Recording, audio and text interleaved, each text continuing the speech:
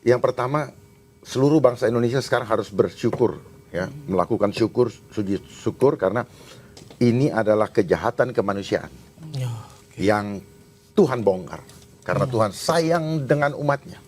Apa namanya, dokumen file Epstein, ya, Jeffrey Epstein tersebut yang orang bilang perilaku setan, mentransfer kepada Bang Baal dan sebagainya, betul? Ini adalah kesempatan baik kepada kita semua untuk sadar, kepada buzzer, kepada influencer, kepada para pakar, kepada para pejabat pemerintah. Ini kan Bang Dharma katanya lagi rame viral nih. Semua orang mengucapkan terima kasih dan minta maaf katanya terkait dengan adanya isu rekayasa dalam COVID-19 di salah satu dokumen yang lagi viral nih sekarang. Epstein Files. Itu gimana nih tanggapan Bang Dharma sendiri nih? Apa udah lihat juga di sosmed?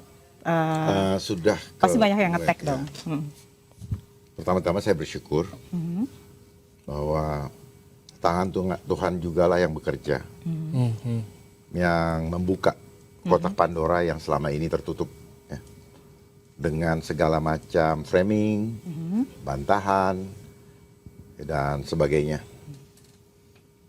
Ini menjadi titik tolak kita untuk kembali berpikir ulang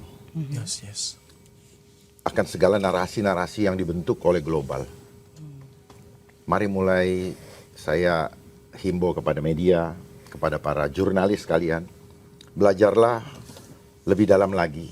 Tidak hanya berpatokan kepada standarisasi pola pikir dengan metode 5W 1H. Ya. Tetapi belajarnya untuk mengetahui narasi itu untuk kepentingan siapa. Siapa yang menulisnya dan siapa yang diuntungkan dan sebagainya. Ya. Karena 5W 1H itu adalah pola pikir yang sangat minim sebenarnya. Dasar. Dan bukan menjadi, tidak bisa dianggap berhenti di situ untuk menjadi kebenaran. Ya, selama ini hanya dipakai di situ. Dan saya maklum karena memang media ada di dunia ini karena memang mereka punya tools, ya, tools untuk mind control, gitu. Jadi dengan adanya terbukanya dokumen atau file Epstein itu adalah suatu fakta. Sekarang jadi fakta yang tak terbantahkan. Ya, fakta yang kemudian menjadi data. Ya. Nah, inilah selama ini kenapa orang-orang sulit memahami udang di balik batu. Karena harus menunggu terbukanya kotak Pandora, baru mereka, oh gitu ya. Itulah kenapa sistem edukasi kita gagal. Karena sistem edukasi kita selama ini justru mencetak manusia-manusia yang memiliki pola pikir standar. Yang tadi saya katakan minim sekali standar. Sehingga tidak paham ketika ada udang di balik batunya seperti apa. Justru pola pikir inilah yang membuat orang-orang menjadi apa? Tidak bisa melihat udang di balik batu. Hanya melihat batunya. Batunya itu apa? Benteng. Bentengnya adalah hanya di pola pikir. Oleh sebab itu saya mengajak kita semua, masyarakat yang menyaksikan, untuk kita mulai mencanangkan revolusi pola pikir. Tapi ada pesan-pesan nggak Pak buat netizen-netizen semua yang berterima kasih dan minta maaf buat... Mungkin ada yang mau Bapak sampaikan. Ya, mungkin ada yang Bapak sampaikan. Kan mereka banyak nge-tag Bapak tapi belum terjawab nih. Nah, Bapak mau nyampein apa sama mereka yang minta maaf dan berterima kasih tuh? Saya pikir tidak perlu ada yang minta maaf. Tidak perlu juga ada yang berterima kasih. Karena apa yang saya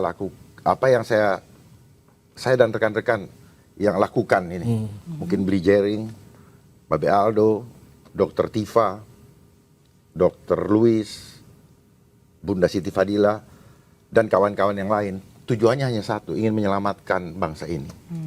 Dari apa?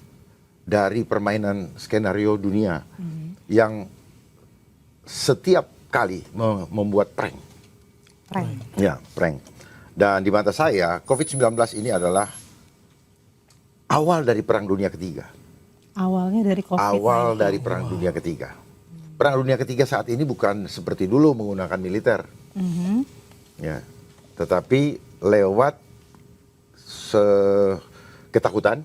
Rasa takut. Ya, yang seperti bom, terus kemudian kebijakan bagaikan misil gitu atau nuklir, ya kan, dan kepatuhan massal bagaikan pasukan militer.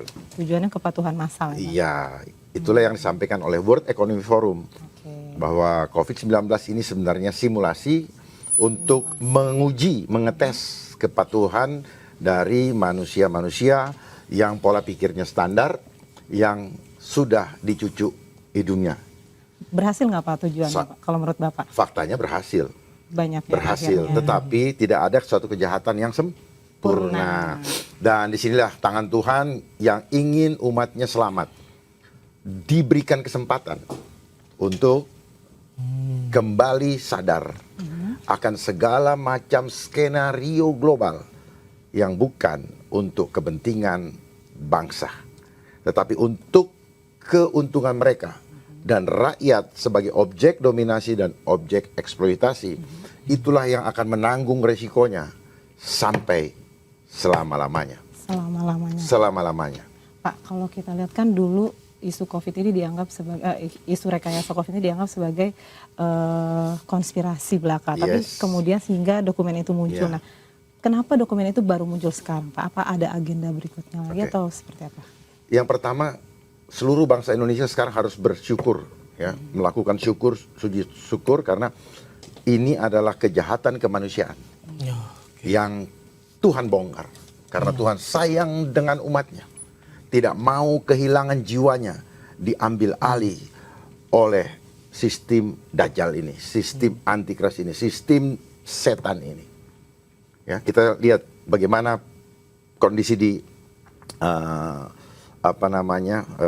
dokumen file Epstein, Jeffrey Epstein tersebut, yang orang bilang perilaku setan, mentransfer kepada Bang Baal dan sebagainya, betul? Ngeri, ya. Dan sebagainya. Ngeri banget. Tuhan, ini adalah kesempatan baik kepada kita semua untuk sadar.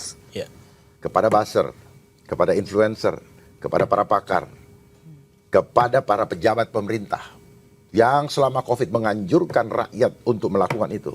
Saat ini minta maaf kepada rakyat Indonesia, termasuk seluruh media di Indonesia. Minta maaf kalau terima bayaran, harus mempopulerkan, ya, harus mempopulerkan, menggaungkan ketakutan-ketakutan. Minta maaf dan hentikan. Gitu. Ini adalah agenda politik, bukan agenda kesehatan murni. Tujuannya apa? Tujuannya adalah mengetes kepatuhan, lalu kemudian nanti diikuti dengan program-program lain, ya, geoengineering seperti yang sekarang terjadi dan sebagainya, untuk menuju kepada tujuan akhirnya adalah